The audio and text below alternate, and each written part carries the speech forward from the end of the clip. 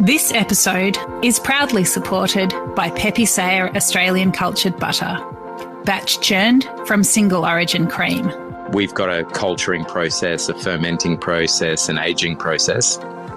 So the butter will taste very different than, I guess, the average supermarket butter. I like to say we make butter makers butter. Like, this is the sort of butter makers would like to eat, simply because of the slow process in which we ferment and age and get the flavour into it. You know, the natural fermentation that gets all the flavours into the cream, and then once you churn it, you end up with this really rich, flavoursome butter that evolves and changes because it's a live culture that's in the butter as well. For more information, go to pepesayer.com.au. I'm absolutely convinced that chefs and restaurateurs and consumers want to know more about the source of supply, the provenance, the history, and the back catalogue story. And I think that, you know, the seafood industry have got so many really amazing and exciting stories to tell. This is the Deep in the Weeds podcast. I'm Anthony Huckstep. As the sun of summer warms our backs and we dive headfirst into the festive season, there are few things that celebrate the joy of both than seafood. As we launch into Christmas with renewed optimism, who better to plumb the depths and discover the bounty than one of the world's leading authorities on seafood, John Susman. John, how are you, mate? Geez, Huck, I'm a bit nervous after that introduction. Well, you're my go-to guide for seafood, and you always have been. Summer is a real celebration of seafood, even though there's amazing species available in winter and in other seasons. But what is it about seafood and summer? Well, I kind of reflect on the fact that you know, summer, a lot of people are by the seaside, and seaside speaks seafood. It's you know, it's pretty hard to sell a steak by the sea, I reckon, but it's pretty easy to sell a prawn. And so I think we have this ingrained sort of expectation that summer is all about seafood. But as you just mentioned, I mean, more often than not, the winter fish and the winter crustacea are actually, you know, carrying more fat and generally tastier. But, you know, hey, I'm not trying to, you know, tip iced water on the summer of seafood. I'm just saying that it does tend to sort of coincide with the fact that a lot of people migrate to the ocean and or, you know, sitting on the beach and they want to have a prawn sandwich. So, you know, yeah, let's run with it anyway. Well, let's talk about summer for a little bit. What are the species that, you know, really stand out for you during summer? Yeah, look, I think it's one of those things where Christmas everyone sort of expects, you know, prawns, lobsters and oysters. And yet, look, there are, you know, plenty of prawns, lobsters and oysters around over the summer period. And I think, you know, let's start with those. Let's think about the fact that the rock oyster in particular, from the basically the mid-north coast upwards to the border, is in peak condition over the summer.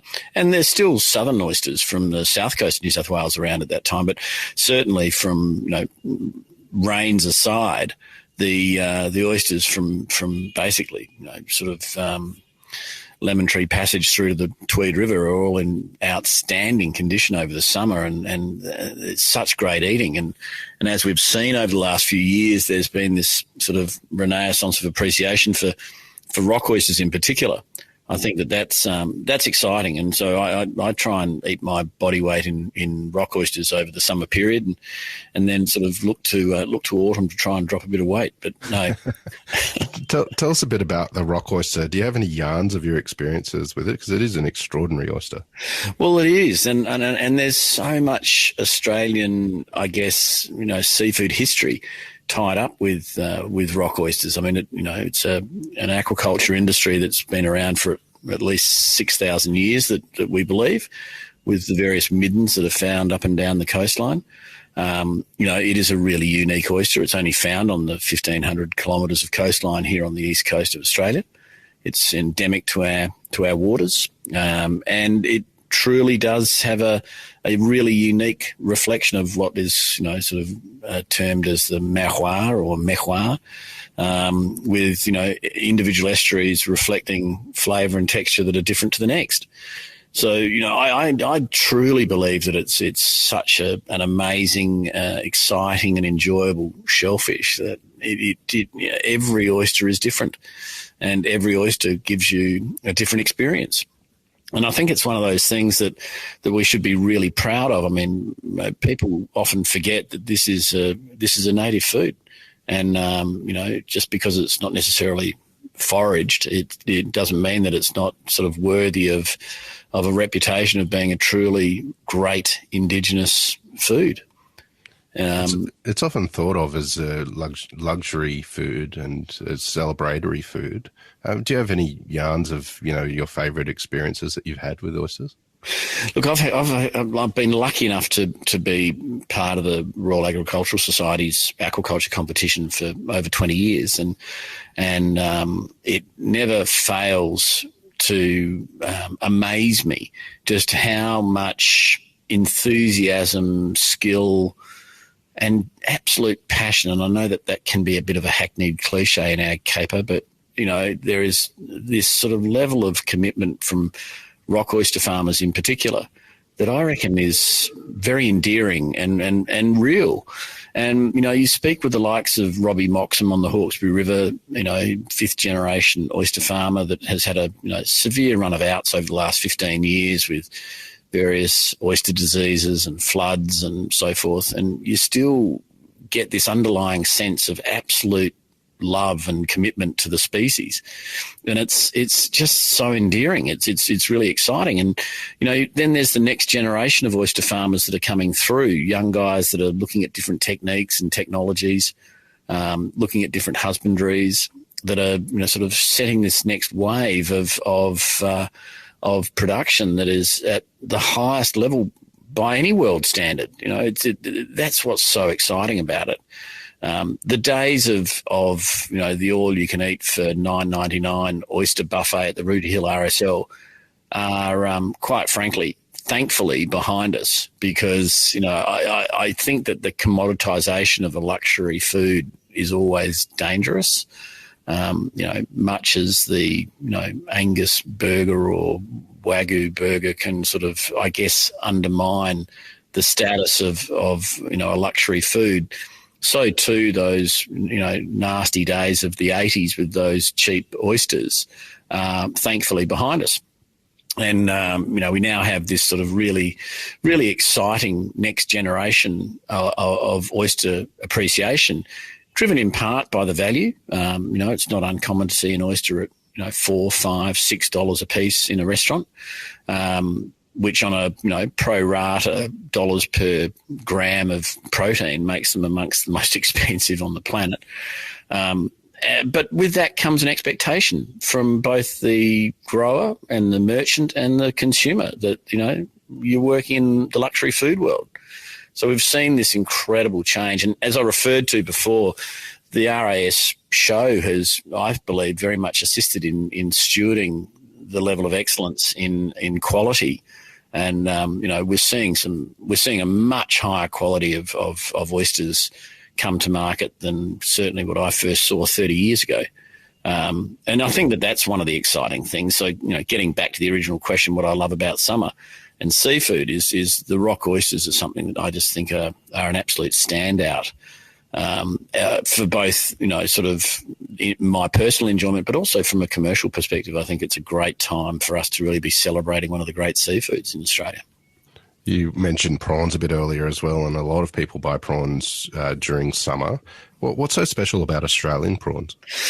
Yeah, look, it's a good point. I mean, I think we kind of have taken prawns for granted so much in this country. I mean, I guess when Hogan first threw that shrimp on the barbie for Tourism Australia, whatever it was, 20-odd years ago, he probably didn't realise that he'd put the flame to the touch paper of appreciation for Australian prawns. But we do have a very, very special resource. I mean, we've got, a wild capture industry that operates in sort of, a dozen different, sort of regions around Australia with, 7 or 8 core species wild catch prawn from, prawns that are caught on the, Hawkesbury River, the, local schoolies, the greasybacks, all the way through to the amazing sort of deep water scarlet prawns off the east coast and the tiger prawns from the Gulf of Carpentaria. I speak to chums in the seafood business in Europe and North America, and they're amazed at relatively how inexpensive our wild caught prawns are. And the other thing to consider as well is that our wild capture prawn fisheries are so well managed and valuable, and so valuable that we can be really proud of what is caught here in Australia, and I guess to that extent of also what's growing. I mean, we've got a burgeoning, prawn farming industry that is amongst the world's best in terms of its sustainability practices, in terms of the quality that is produced, and in terms of the consistency. And of course, underlying all of that is safety, and that's both in wild catch in terms of the safety for the fishermen, and food safety in farm prawns. So, when it comes to celebrating wild caught prawns, do you have any tips or advice on when you're purchasing them and what to do with them? Yeah, look, I think we need to really reflect on how they're caught, when they're caught, and where they're caught. And I think for a long time, certainly in the early part of my career in seafood, there was this presumption or perception that they had to be fresh.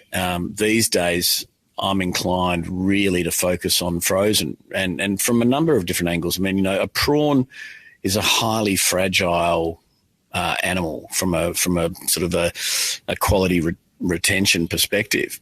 It oxidizes naturally very quickly when it's out of water, and the historical way to deal with that was to treat them with sodium metabisulfate or an antioxidant ingredient, which can variously have an impact on flavour and texture of a prawn. These days, the preservation method of choice, well, at least for me, is for the prawn to be frozen as quickly after harvest as possible. And I think that,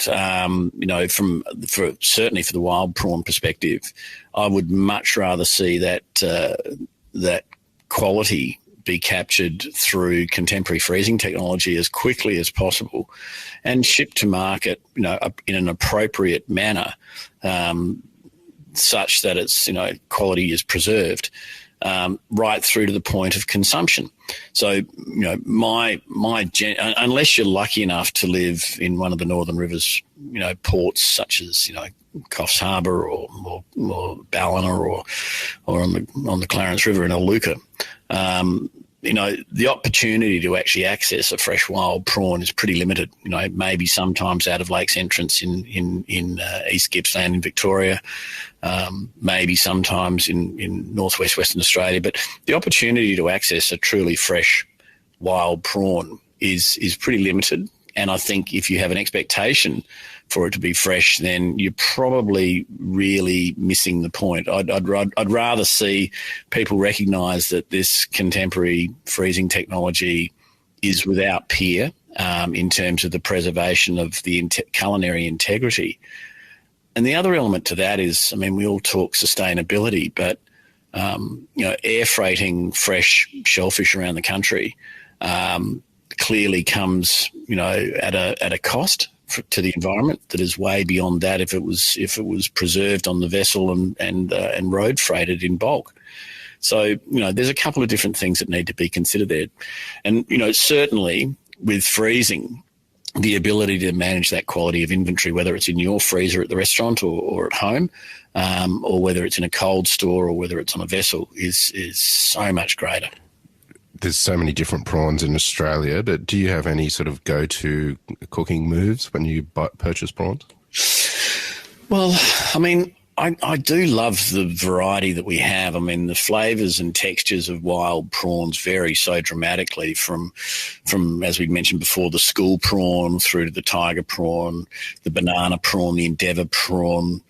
the deep water scarlet prawns. I mean, I think the royal red prawn, which is another deep water prawn, has got a great future in terms of being able to provide, an option for a wild caught prawn. And I do think that, we will see wild prawns find their natural status as being the super premium shellfish in this country over the next few years. I mean, it's something to consider are the quotas that are being reduced around the country.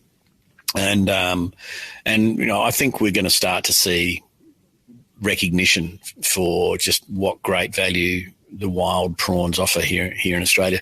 In terms of preparation, as I said, my preference is to these days be buying a frozen prawn with a known provenance, a known history. We're seeing various fishing companies now putting brands around their prawns, and that's not just for the purposes of marketing alone. It's for that sort of giving the level of protection to the buyer. A Skull Island tiger prawn comes with a huge history in terms of the quality of both the fishing and the packing and the grading, and I think that's worth celebrating.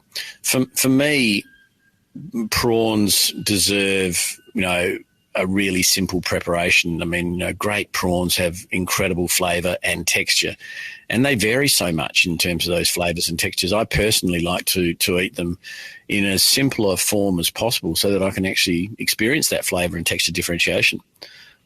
Something simply grilled or steamed is always a treat for me. What are some other species people should be focusing on over the Christmas sort of summer period? Well, I guess, we always like to think about crabs as well. And, interestingly enough, I mean, we do, again, have incredibly good value wild caught crabs in this country, from mud crab, spanner crab, blue swimmer crab, two-spot sand crab, deep water crabs from the southwest of Western Australia. We've got a broad variety and range of crab that comes to market. And again, whilst summer tends to be a slightly lesser harvesting period, the quality of the crabs that come through, particularly from northern Australia over the summer period, it gives us some great choice. And again, I wouldn't be scared of actually buying a frozen crab. In fact, to be quite frank, unless it's a feisty live mud crab that can hold well out of water, I mean, my preference would be to be buying a frozen crab that has been, frozen quickly as close to point of harvest, both in distance and time as possible. And there are some really good crab products available now, not just whole, but sort of some processed meat and so forth. I think that there's great product available here in Australia, and such incredibly good value. Again, by any measure, we've got to be proud of what we have. What's the go-to John Susman crab dish that you can share? Look, having said that, I'm a big supporter of frozen crab. My go-to John Susman crab dish is with my feet in the Wallace Lake, hand peeling a freshly cooked, blue swimmer crab,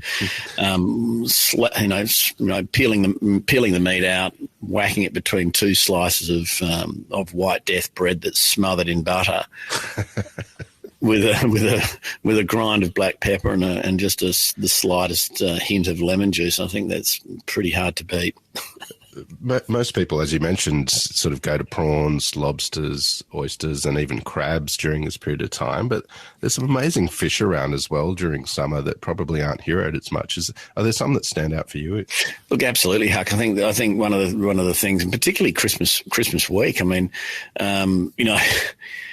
people almost forget about fish at Christmas time, which is really quite surreal, because some of the bargains, certainly the Christmas bargains, are available in whole fish. I mean, the New Zealand quota season that opens basically in October sees a lot of whole fish out of New Zealand, ranging from the big deep water fish like harpooker, Basque Groper, Blue Eye, Imperator, Alfonsino, all the way through to the snappers and the brims and the jewfish from the local waters.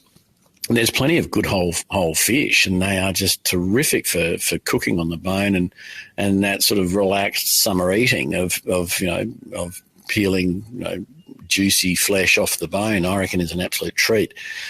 One of the things that is probably worth considering in terms of something to just be wary of is that we don't have a lot of tuna during our summer season. So everyone loves to think that they can throw a tuna steak on the barbie, which of itself I think is a bit of a heresy anyway. But but there's not a lot of tuna around during our summer. And what is around tends to be relatively low in fat and of mixed quality.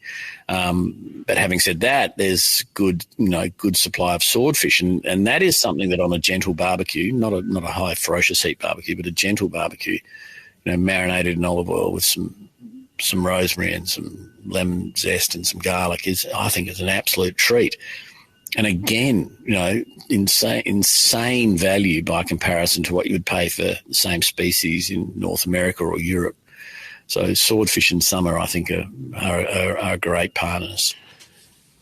Your father, Dave Susman, was renowned for fishing. Do you have any stories of when you were young and the catches and feasts that you had? Yeah, I mean, Dave Susman was somewhere between Indiana Jones and Keith Floyd as a character. Generally not far from a glass of wine or a cold beer, and always with a line in his hand or thinking about the next opportunity to fish. And we had summers crabbing for blue swimmer crabs in the Spencer Gulf and St Vincent's Gulf in South Australia, or up at Loch 9 on the River Murray, hunting down the mighty Murray cod during Easter, and he'd even have he'd have a crack at prawning. I'll never forget one time. we're out in the St Vincent Gulf with on a 15-foot Quintrex with a sort of 35 horsepower Johnson on the back, and the old man had begged, borrowed or stolen literally a prawn trawler from, I think, might have been from George Raptis, and struggled out to the fishing grounds. He's thrown this thing over the side and sank the boat, which was pretty funny as an 8-year-old with a safety vest on, but it was something else. But certainly, I mean, and I do one of the species that I reflect on that Dave and his mates used to catch was the wild Murray cod. I know Murray cod's become a very fashionable aquaculture species these days, but those big old large Murray cod, wild Murray cod that were wily as all get out, and in fact were probably one of the most difficult fish to catch. And the old man and his mates would spend literally weeks hunting, stalking one fish. And they'd land these things and they'd be 30, 40, 50 kilos. But just amazing fish. I mean, the flavour and texture I can still recall of the wild Murray cod, and that's certainly something that mythology has kept that alive for a long time. But it was just such a unique fish. In fact, I've got a photo of the old man and one of his mates with a 65 kilo Murray cod that they'd caught on the Anna branch of the Murray above my bed. And just reminds me of just how special that fishing was. It was incredible. And it was, just speaking of that, I mean, I've also got another time where I was sitting in the back of the old man's ute drinking a Shirley Temple, a raspberry and lemonade. It was parked out the front of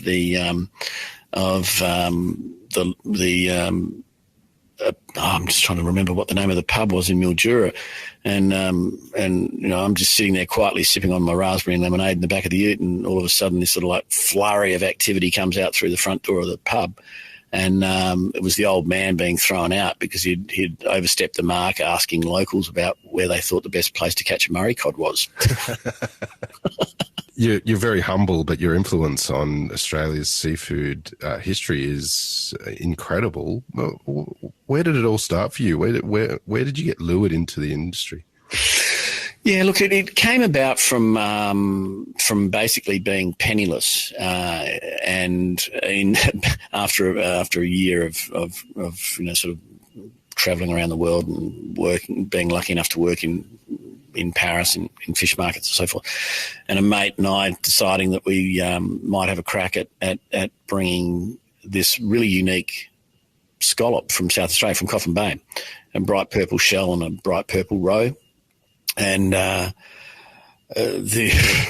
was a hand-dived fishery from Coffin Bay, and like harvesting in the middle of winter there is, it's a pretty, sort of how should we say, a unique experience. I mean, the water temperature is about 11. Sort of weeing in the wetsuit to keep warm is part of the day's work. And the first harvest that we had was about 800 kilos, and I think the processor gave us about $100, and that was didn't reflect a good investment of time, energy, or pain. And the following day, we harvested about the same amount and put them harvested them and processed them onto the half shell. So this bright purple shell, bright purple roe, beautiful, beautiful eating scallop, and flew to Sydney and ran around town and found these guys like Tony Bilson and Steve Manfredi and Jenny Ferguson and a young Neil Perry, and they encouraged us, so we kept doing that, and then started to move other product that some of our mates from Lincoln were catching, King George whiting and southern calamari and some beautiful Spencer Gulf snapper and the wild kingfish, and that was the birth of the Flying Squid Brothers, which was a lot of fun. I mean, it was the mid-'80s. Australians had woken up to food, I think. The days of the maroon velvet dinner jacket and tarantula bow tie and sole bon femme were sort of beginning to fade, and we're sort of started to see all this, I know it's a hackneyed cliche, but all this produce-driven food starting to hit plates, and all these exciting young chefs that were really starting to have an influence on what Australians were eating.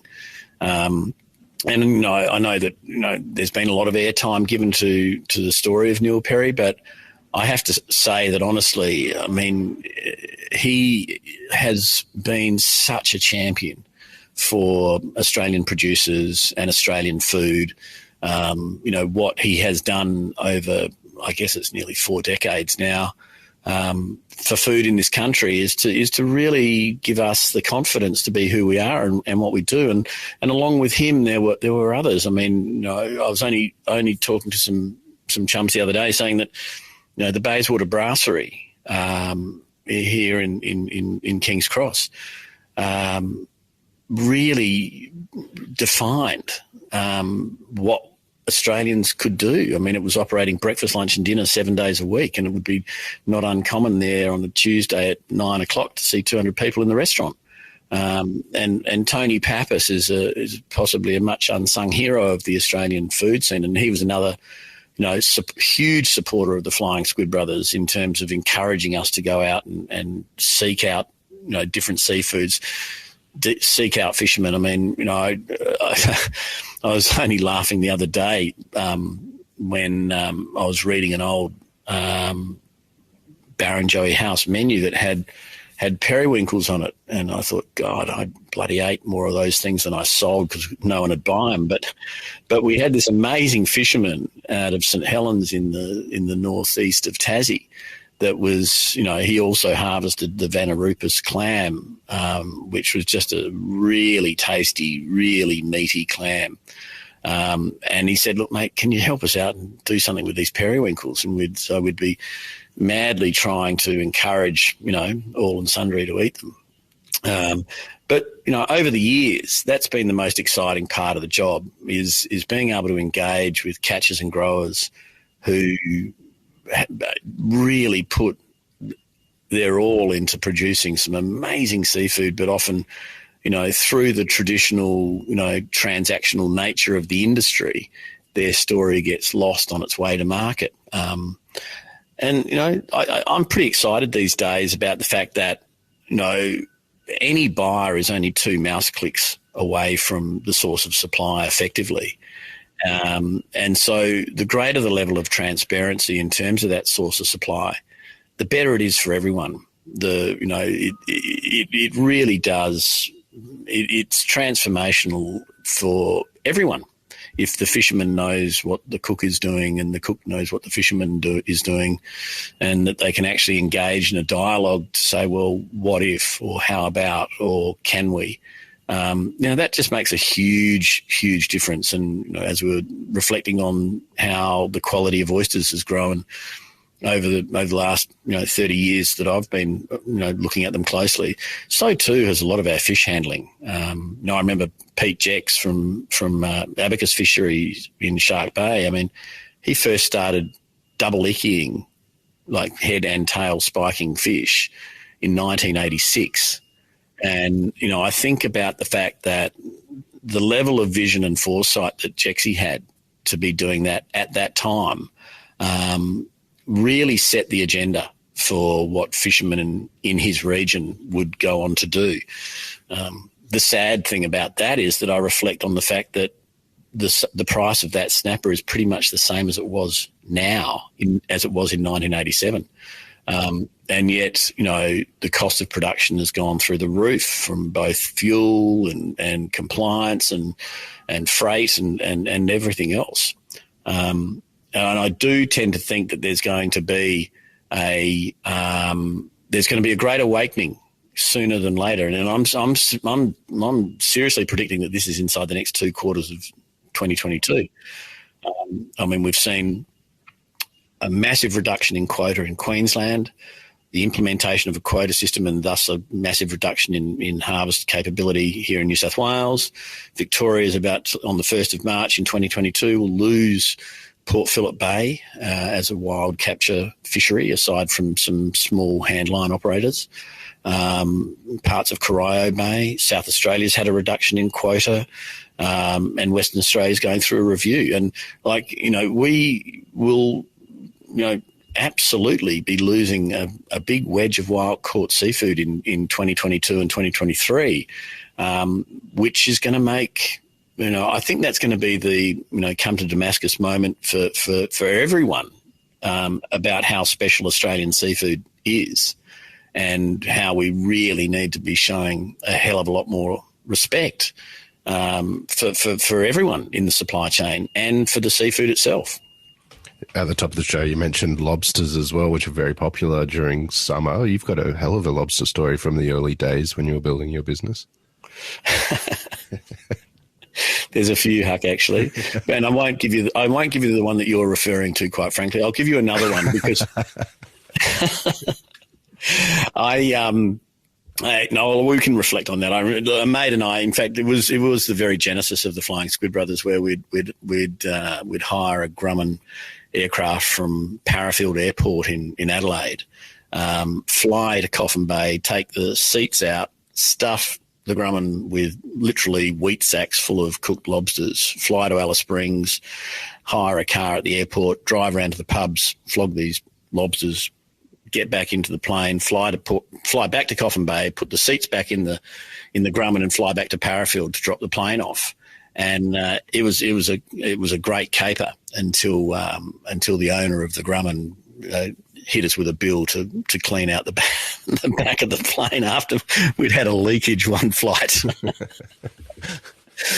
But no, in fact, there was another story about lobsters where we had a particularly cranky restaurateur back in the late 80s, and I'll never forget that he was absolutely bitterly upset about a level of service that he thought we hadn't provided on Christmas Eve. And he was a very well-known restaurateur, and he used to get around town in a flashy, albeit old, yellow Rolls Royce. And so one of the lads from the Flying Squid Brothers and I snuck down there on Christmas Eve and filled the hubcaps of this roller with lobster shells. And And by Australia Day, this restaurateur had to sell the roller because he couldn't work out where the smell was coming from. But it was. I mean, look, those grand old days were pretty good. I relocated here to Sydney in '85, and we'd have the likes of, again, Neil Perry and Mark Armstrong and Tony Pappas and Greg Doyle, Pete Doyle, Michael McMahon, all coming down to the markets, every second day to not with a camera crew or a journalist in tow, but with a box to put their fish in and go back to the restaurant. And, it was not to say that that was better than what's around now, but I just, I think that it was, that sort of, that crossroads for the seafood industry that, a group of chefs and restaurateurs, managed to take the right turn and take the industry on that journey, which was fantastic. You've spent a career connecting catchers and growers with chefs and communicating about seafood to just about anyone that will listen. But this year you joined the Deep in the Weeds network with Fishtales, a seafood podcast. Well, what's it been like using new media like that and sharing messages? Well, look, it's been fantastic, Huck. I mean, I've certainly probably chewed your ear more than anyone on the planet's over the last, 20 years in terms of regaling tales of the high seas. And it was your encouragement to go down this path that has really sort of been, that spawned the whole process. But I think it's a really exciting time in seafood, and I think that the need and the opportunity to tell the stories and motivate and inspire, listeners to understand that the seafood supply chain is really dynamic. I mean, I honestly think that it's not well recognised or regarded just how dynamic it is. I mean, terrestrial farmers, terrestrial growers don't face anywhere near the challenges of their, marine counterparts in terms of, what it takes to actually bring seafood to market. And, if there's any sort of ambition that I have left in my career, it's to actually try and open those lines of communication to bring those stories to an audience that wants to know more. I'm absolutely convinced that chefs and restaurateurs and consumers want to know more about the source of supply, the provenance, the history, and the back catalogue story. And I think that, the seafood industry have got so many really amazing and exciting stories to tell that being given the opportunity to use Fishtales podcast is an absolute privilege. And I hope that we can tell that story. Going into next year, I'm really excited about bringing, more stories around from around the world. And, seafood is arguably one of the most, global products in the food business. Yes, there's, dairy has the exotic cheeses and particularly pork can have some exotic, hams and so forth. But I honestly think that that seafood it is a global market, and that's a reality. We're a 73% net importer of seafood in this country, and I'm not against imports. I think that they're an important part of the seafood landscape, and I think it's important that we can actually give mum the opportunity to feed the kids on a Tuesday night after school for sort of a modest spend, and that's going to have to be an import. But I also think that we should be, absolutely celebrating and recognising how amazing our domestic Australian seafood is on a Saturday night, and recognising that if we want to tick every box from sustainability to culinary suitability or culinary excellence, and we need to be able to pay for it. So, my mission is definitely to try and open up those lines of communication and get those stories from water to plate. It's a pretty frantic and busy time of year for those in the seafood industry, and especially for you as well. But how are you going to celebrate, and what are you going to be cooking and eating this Christmas? Probably 4,000 light beers and a burnt turkey, but That could be cause or effect. I'm not sure. No, I think we do love seafood in our household, and there'll definitely be rock oysters. There'll definitely be some smoked and cured. There'll definitely be a whole fish, because being the bargain hunter that I am, I'll be seeing all these other buyers putting top dollar on crustacean, and I'll be going for some maybe cold water New Zealand bass groper or harp hooker, roasting it whole, and then having what's left over between some White Death and buttered sandwiches to watch the first ball of the Boxing Day test. And there might be a couple of frosties involved as well. Well, John, as ever, it's amazing to catch up with you, and look forward to seeing what you bring into the new year with Fishtales, a podcast, right here on the Deep in the Weeds network. You're a bloody legend, mate. Hopefully we can catch up for those few frosties soon. Thanks, Huck. It's just such a pleasure to work with you and Rob. You're bloody legends yourselves. Cheers, mate. This is the Deep in the Weeds podcast. I'm Anthony Huckstep. Stay tuned as we take a deep dive into the lives of the incredible people who ply their trade in the food and hospitality sector. Special thanks to executive producer Rob Locke for making this all happen. Follow us on Instagram at Deep in the Weeds Podcast, or email us at podcast@deepintheweeds.com.au. Stay safe and be well.